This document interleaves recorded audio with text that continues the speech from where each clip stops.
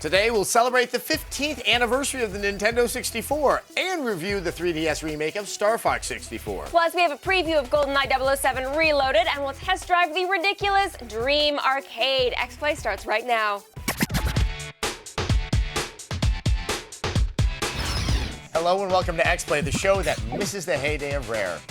I'm Adam Sessler. And I'm Morgan Webb. We like to pretend Perfect Dark Zero doesn't exist. And I wish it was the early 90s. Today we'll celebrate the 15th anniversary of the Nintendo 64 with a look back at the console that made us buy extra RAM and rumble packs. Then we'll do a barrel roll, review the remake of Star Fox 64 3D, and tell you if it's worth a buy. Plus, we're going to count down our top 5 favorite N64 games in today's X list.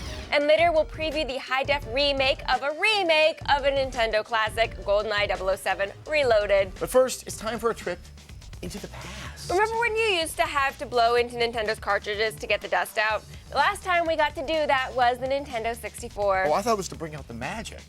Oh, 15 years ago, the console launched in America with only 2 games. 2! That's it. And you know what? We bought them, and they're still better than 3DS launch. It was a strange time for Nintendo, but a good one for gamers.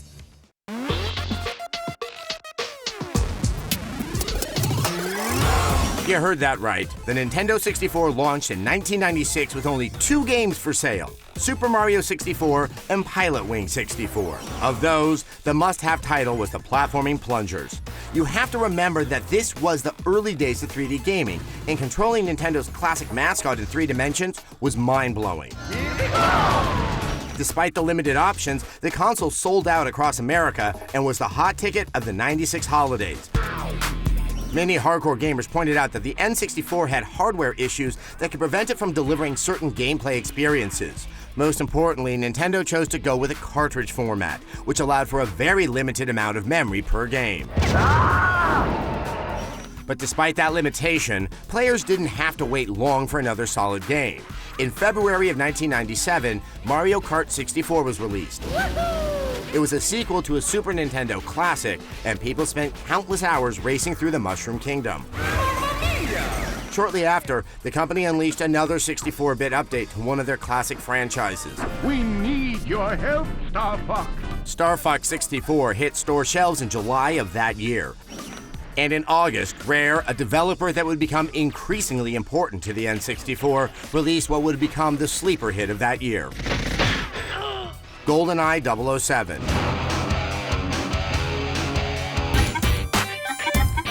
One of the challenges for Nintendo was keeping a great lineup of games coming steadily. It's a similar issue it's facing currently with the Wii. In fact, it wasn't until November of 1998 that they released what some consider the crown jewel of the N64, The Legend of Zelda: Ocarina of Time. The epic fantasy game blew away fans of the franchise. The incredibly deep storyline and lengthy playtime resonated with players, and many to this day still consider it the best game of all time. Although nothing could top that, the system continued on for a couple more years, and during that time frame, a lot of classic titles came out. Super Smash Bros., the Banjo-Kazooie series, and Majora's Mask were just some of the highlights. Over its lifetime, the system sold more than 30 million units worldwide. Ultimately, the battle with Sony's PlayStation took its toll on Nintendo's dominance, but that doesn't change the way people feel about the games. It's responsible for some of the most classic games of all time, and it's hard to imagine gaming history without it. There were around 33 million Nintendo 64s sold worldwide, so I'm guessing that most of you have played one and have some memories of the experience. The staff of XPlay and G4TV.com sunk many hours into that weirdly shaped console, and we have some memories of our own. N64 memories. My favorite memory of the Nintendo 64 was the first, and it certainly won't be the last, time I climbed up into an air vent of a men's restroom and shot a man in the face. In GoldenEye 007. I remember getting Shadows of the Empire thinking, yes! Finally I get to know what happened between Empire Strikes Back and Return of the Jedi. That game sucked. My favorite N64 memory would have to be Donkey Kong because that game really turned me on to electronic music, which I love now, and fat, hairy guys who only wear ties. My favorite memory is when I picked up Mission Impossible, and I really loved it because it was mission-based and stealth-based, so it was a shooter with the action RPG kind of elements in it. My favorite memory is from Super Smash Brothers. This was one of the first times I had my controller smashed. In GoldenEye, I used to play with a lot of friends in the dorms, but I could never remember exactly where all the weapons were, so I would always go around and just like slap people and just go around, and like that was my weapon of choice. Was like, ah! You see him, he comes around the corner, and I'm like, ah! Trying to shoot the rocket out of the air. The Legend of Zelda: Ocarina of Time. It's what really opened my eyes to video games and how amazing they can be and how passionate I could become about any video game. N64 memories. In 1997, Star Fox 64 took the gaming world by storm. The remake was fully voiced, introduced the Rumble Pack, and laid the groundwork for achievements. The polygonal graphics were unreal! So all these years later, how does the game hold up? Well, you can find out with the remake for the 3DS, and here's our review.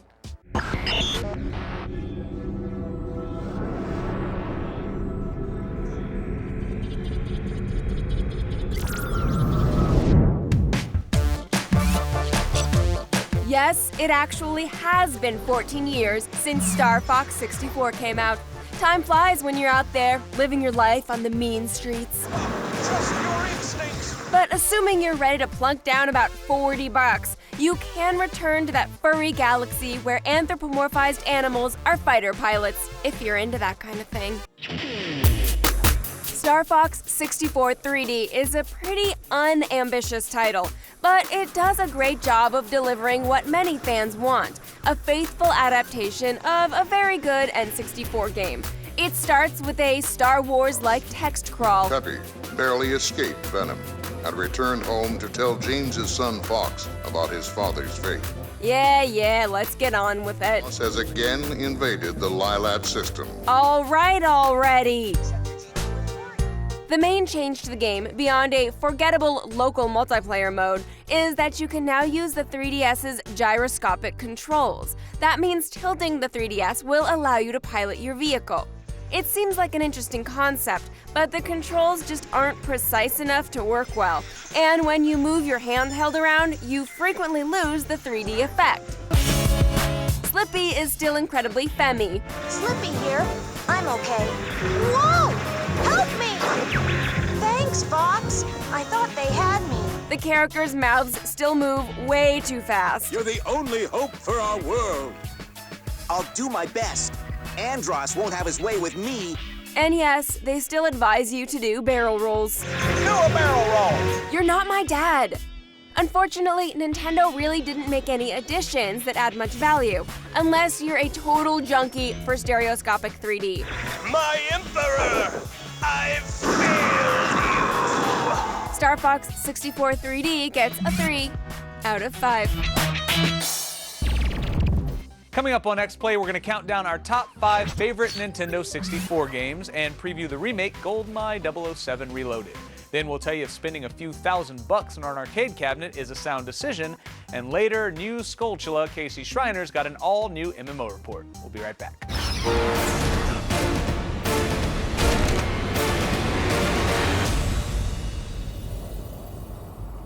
If you've got a question that only X-Play can answer and a name that's really unpronounceable, write to xplay@g4tv.com. Maybe we'll answer it on the show. Probably won't.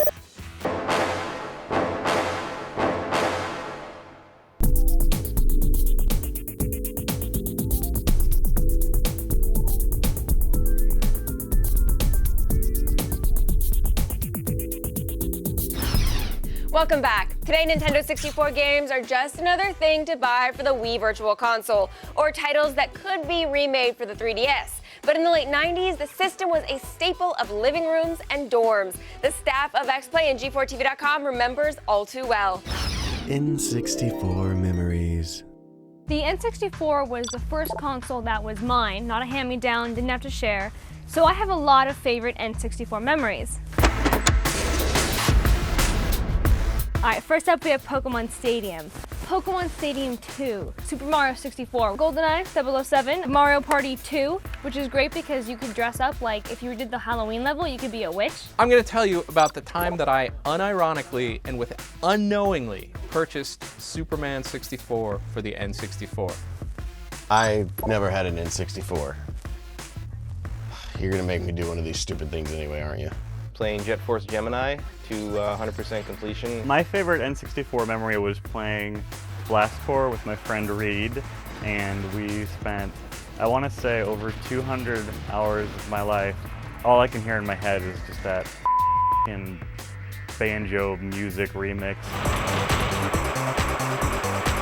God, I remember it was so much fun when my friends and I played GoldenEye, 007 GoldenEye. So my favorite moment in Nintendo 64 times was a particular game called Donkey Kong 64. So they're finally here, performing for you.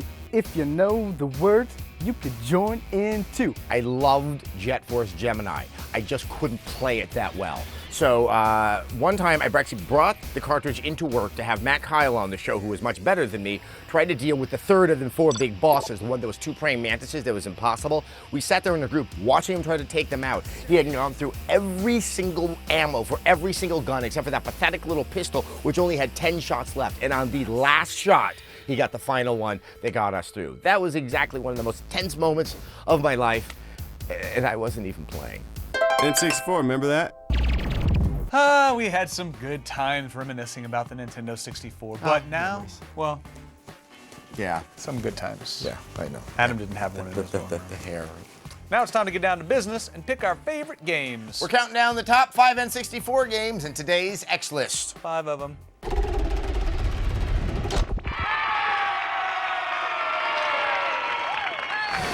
Coming in at number 5 is the game everyone owned, Super Mario 64. Sure, the camera can be assy at times, but really we still have that problem with games today. I like assy, it's a good adjective. Number 4 is Jet Force Gemini. This wasn't Rare's most popular game for the 64. No, it was not. No, but this third-person shooter delivered the goods. Our number 3 pick is GoldenEye 007. If you never had a PC, and you're younger than us, you might actually consider this to be the original first-person shooter. And you could not be more wrong. Coming in at number 2 is Mario Kart 64. No game has ruined more friendships or shattered the lives of happy families. An unforgiving, cruel game. My brother always got the red shell, and I was like, you're cheating somehow. And my mom. Oh, I do hate your mom. Yeah. Our number 1 Nintendo 64 game is The Legend of Zelda: The Ocarina of Time. Z-targeting, recognize, son. Yeah, recognize. Recognize Adam's mom. It's a big deal. One of the Nintendo 64's biggest hits is being remade for the second time. GoldenEye 007 Reloaded is an HD remake of last year's Wii release, and this edition sports new missions along with upgraded high-def graphics. Here is a preview.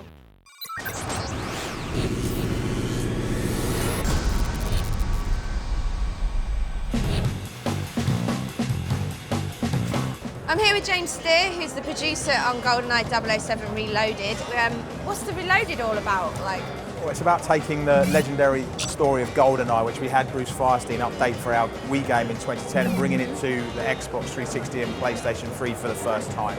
Okay, so is moving it to the next-gen consoles, was that due to public demand after the Wii game? Yeah, when we started to look at making a GoldenEye game, for the Wii, we felt that was the right platform at the time. Yeah. But then as we started to show people, it became clear that there was a wider hunger for a GoldenEye game on other platforms, so we realised that we had to make it for the Xbox 360 and PlayStation 3. But we needed to develop a new engine, so we had Eurocom's technology team write an engine from the ground up to be able to support a game, a GoldenEye game in high def for the first time. So we wanted to run in 60 frames a second and have 16-player multiplayer, in photorealistic environments. So that's why we had to take time to make sure that that was what we delivered. Is there anything else new that you're showing today that Well, all the levels that we've shown here are new, so that's the first time we're showing it, airfield and facility, and that's the first time they've been shown, and also the MI6 ops, the jungle elimination, that's the first time that's ever been shown. There's tons of new content in there, multiplayer, we're taking, bigger and better than ever, so 16-player multiplayer, new maps, new modes, new classic characters, new weapons, so with the modes. We're not really talking about the details now, but we're doing things more like spy-like style gameplay as opposed to just straight up team deathmatch and deathmatch. So there is an area of the game they haven't revisited and upgraded in some way. So what's the anticipated release date for GoldenEye? So GoldenEye 007 Reloaded is coming out this fall. Well, thank you very much, James. I'm looking forward to seeing the game on my PS3 later this year. Fantastic. Nice to meet you. Nice to meet you too. After the break, a tech junkie that'll blow a hole in your savings account. We're going to review a cocktail cabinet that has hundreds of games and a huge price tag. Plus, News Stingray Casey Schreiner has all the latest headlines in this week's edition of the MMO Report. We'll be right back.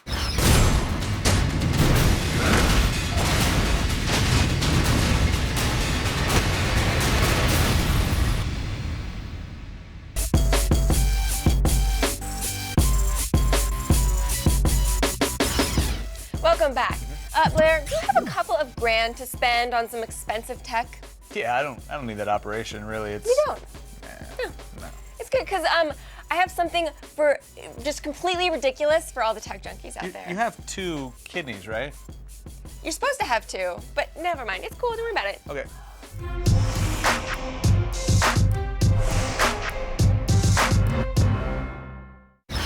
Okay, if you guys love classic games, then boy, oh howdy, do we have a product for you. Yes, we do. This finely crafted piece of nostalgia comes from the artisans at DreamArcades.com. This is the 4-player Dream Arcade 2.0. Actually, it's the Dreamcade 2.0 cocktail arcade table. It's very beautiful, and not only does it emulate hundreds of classic games and make for a very interesting piece of furniture, if you're a bachelor, much like the name implies, you can, in fact, put your cocktails on it. Martini, Morgan? It's not vodka, is it? It is not vodka. Okay, good. Thank you, Blair. I'm liking this situation already. I know. We put this excellent multitasker through its paces, and I have to admit, it is pretty amazingly built. Yeah, I couldn't agree more. So for one thing, inside the belly of this beast, there's actually a 3 gigahertz HP computer running Microsoft Windows XP Pro, which gives it more than enough juice to run the hundreds of MAME ROMs you're going to be playing here in this cabinet. Yeah, it also, which is very nice, it has 4 sets of joysticks and buttons so you can play games designed for 4 players, 2 players, and of course, single player. For those of you that are using this as a piece of furniture in your living room, right, it's probably just going to be you there. That's what I would do. The joysticks and the buttons are, of course, fully programmable, so you can get a ton of customization options. Yes, I just bought a Besta Burrs desk from IKEA. It definitely doesn't do any of this fun furniture stuff. Yeah, it doesn't. And if you lift it up, there's no Swedish meatballs in there either. It really is. We love you, IKEA. Okay, so you can also have Dream Arcade's pre-install a variety of ROM and clone packs. These include Street Fighter, Castlevania, Joust, Rampage, Dragon's Lair, and a whole lot more. Nice. The cabinet is made of 3/4-inch medium-density fiberboard with an acrylic tabletop stronger and more resistant than glass, Morgan. If this thing actually survives the apocalypse, I wouldn't be surprised. Oh, seriously. and did we mention you can put your drinks on it? Can you now? I brought you a little non-brand named beer. Oh, well, since it's not a brand name, it must not be real beer, so I can drink it on the show. It's real warm beer. Now, as awesome as this thing is, there are a few minor drawbacks. The table does not come with very extensive instructions. Fortunately, Dream Arcades does offer some very helpful tech support. Really some of the best we've ever experienced, which is pretty impressive. The user interface also could be a little bit easier to use, and if you add your own ROMs, you're probably going to have to mess around with it quite a bit. But that's part of the fun, right? No, that's not. I'm going to keep drinking warm beer, though. All right. And if you expect this thing to pay for itself, well, no quarter slots, so you are out of luck there. It's still bad. It's still warm. Other than that, though, it's really a great arcade cabinet. It's going to run you about $1899.00, which really at the end of the day is about the cost of a high-end computer if you look at it that way. Yeah, so if you're a video game collector or an arcade enthusiast with a little extra dough, it's definitely worth a buy. Yeah, and also if you're somebody who's just missing your childhood, for $1,900, you can order a pitcher of, as Morgan put earlier, beer, because her childhood was way different than mine. Set it down right here and play all the games that you played as a youth. Yes. All right, let's send it over to Adam. You had a great childhood. Thanks, guys. If you can't afford to blow all your money on a cocktail cabinet, that's okay. We've got something for the low, low price of free. And we'll throw in a beard at no additional cost. Yeah, that sounds tempting. Here's Casey Schreiner with this week's MMO Report. Thanks, Adam.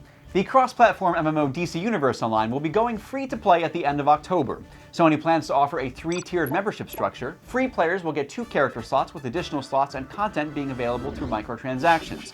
Premium players will get extra character slots, inventory slots, and a higher cash limit, and Legendary players will have to shell out $14.99 a month for perks like free DLC, more than 15 character slots, and over 80 inventory slots. Star Wars The Old Republic senior community manager Stephen Reed confirmed that they will allow same-sex relationships in their game. Someday. According to Reed, their initial denial of same-sex romances with companion characters was a result of their game being fully voice-acted, so adding same-sex trysts will take some time and therefore won't be ready at launch. Hopefully someday all Wookiee sidekicks will be able to serve openly and freely. For even more news from the world of MMOs and a brand new full episode of the MMO Report every Thursday afternoon, go to g4tv.com/MMO. But since I'm not finished voicing my disappointment in the new Star Wars Blu-ray box set on the internet, let's check out what's coming up on XPlay. Next week, exclusives, giveaways, and huge stunts. XPlay kicks off Epictober, G4's biggest month. You don't want to miss our review of Rage, the new shooter from id Software, and exclusive reveals for Gears of War 3 DLC, NBA 2K12, and Prototype 2. Prepare your mind and body. Just prepare your body for Epictober. Or you might perish from the sheer epicness of the awesome nature of the epic stuff. I mean, the epic is in the name, so obviously it's epic. I mean, it's Epictober. Right.